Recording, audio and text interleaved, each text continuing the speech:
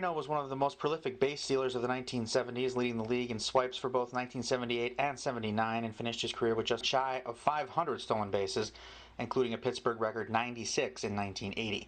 Moreno also led the senior circuit for at-bats and triples that year and batted .333 to help the We Are Family Pirates win it all in 1979. Omar, how are you today?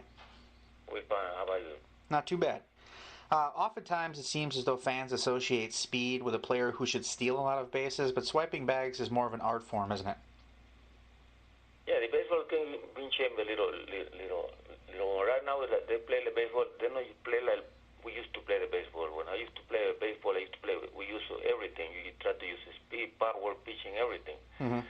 Right now the baseball being changed because of they look only hit on baseball at the ballpark. Mm-hmm. Mm-hmm. In my time when I used to play, I play with speed. You know, everybody got a Luke Brogo play with those guys like Luke Brogo, Rickey Henderson, Dale Lowe, Mookie Wilson, Willie Wilson, all those guys. They can, you know. Mm-hmm. I believe in that's why I believe in the speed, because I believe that when you got a good leadoff hitter, they can put a lot of pressure to the pitcher. That's what I did when I used to play with Pittsburgh. I tried to get him base. I tried to do my best. I tried to get him base the most I can, so I can try. So Team Foley give me a chance to steal second base. Mm-hmm. Mm-hmm. You don't see that thing very often right now. You know, the other players want to hit the ball at the ball party. That's why when I used to play my baseball, the game was like a more romantic. We play with the heart, you know, we win. Uh-huh. You brought up Rickey Henderson. He was known for keeping a book on pitchers and catchers to get any advantage he could when he was on the base paths. What did you just do to set yourself up for success when you got on base? Well, when I the spin training, I tried to go to spin training. You know, I tried to study the move of the pitcher. Every pitcher I come to the big league, I try to write down the paper. I say, well, try to study the moves I can. Try to look for the winner they have. Mm-hmm. You know, in my mind, it's not unlike a shooter in basketball. It doesn't matter that you've missed the last 4 shots you've taken. You keep putting it up. You led the National League in being thrown out on more than one occasion trying to steal bases, but you kept running. When you have a skill like that, you stick with it, don't you? Yeah, I know. You know what? You have to throw me. So, but when I was in base, I tried to say, well, because that's what they pay me. They pay me to get in base, to try to steal the most I can. You know, every day I try to, and working when in a pitcher, and I said, well, it's when Willie Stargell told me one day, so Omar, you don't have to worry about it for hitting on run. Your job is to try to get in base, and we can take care of the rest. Mm-hmm. That's what I did when all my career with Pittsburgh Pirates. Mm-hmm. I've often looked back at the St. Louis Cardinals teams of the 1980s. That was a team that won 3 pennants in 6 years with an offense built around speed with players like Vince Coleman, Willie McGee, and Ozzie Smith. With turf now almost completely eliminated from the game, do you think we'll ever see a team built around speed again? Well, I hope so. But you know, my time when I play, you used to play we have how many stadiums we had with turf? We had Philadelphia, St. Louis, we had Pittsburgh, we had most of around 5 or 6 stadiums with the turf. You know, it's better when you play on the turf, but in a long time you want to suffer that in your knee. But now when I used to go and play in Los Angeles, that's what I like to play in Los Angeles, because when the natural grass, I think is better for your career. Mm-hmm. You know, it seems that speed is fast becoming a weapon, and baseball teams are looking to utilize more and more as PEDs are slowly squeezed out of the game. No one's stolen 80 bases since 1988 when Henderson swiped 93 and Coleman snagged 81. Do you think we'll ever see a player push 100 steals again? Well, right now it's like I told you before. You know, I think it's going to be very hard. But I think it's going to come out, because right now I saw this kid, a new kid they have right now in Cincinnati. You know, I think he's concentrated to steal bases almost every day. You try to get him base.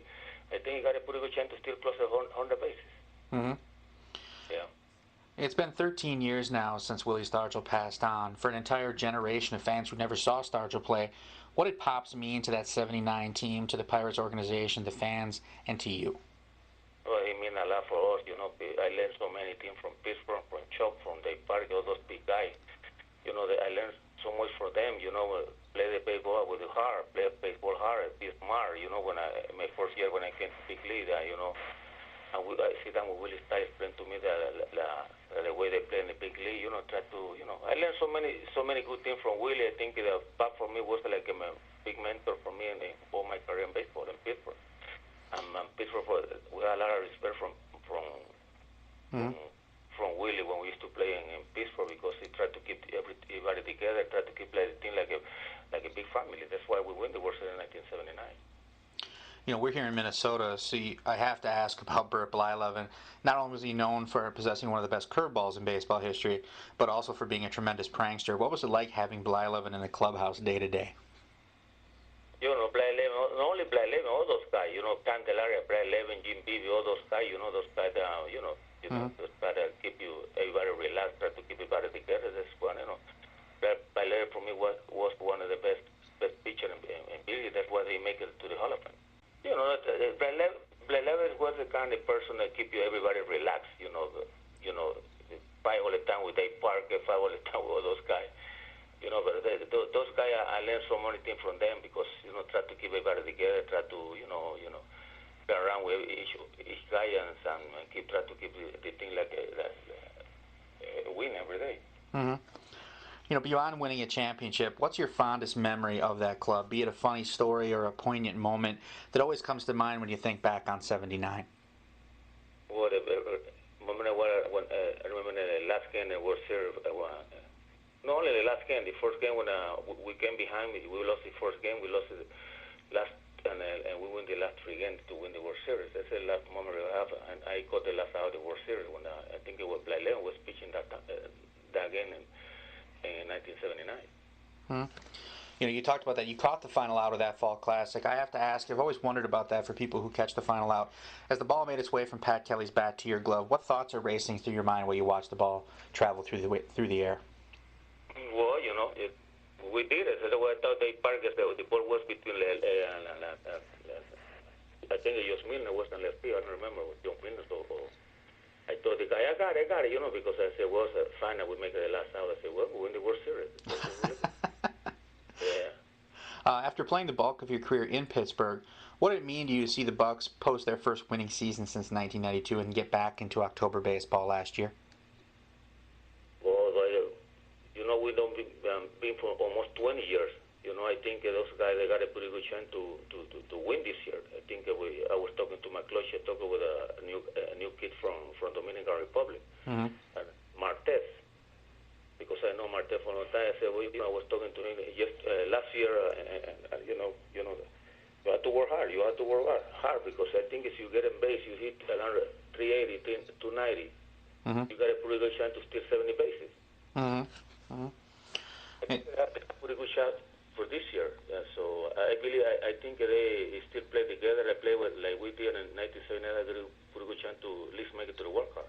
All right, and finally, I know you've done some work with Little Leaguers in your native Panama. Are you still active with such endeavors? Yeah, we just moved here to Georgia, but I still go back and forth and working my foundation, working with the kids in baseball, and try to help them in baseball in Panama. All right, well, Omar Moreno, I really appreciate you taking a few minutes to talk with us today. Thank you. You do, you will. All right, you take care.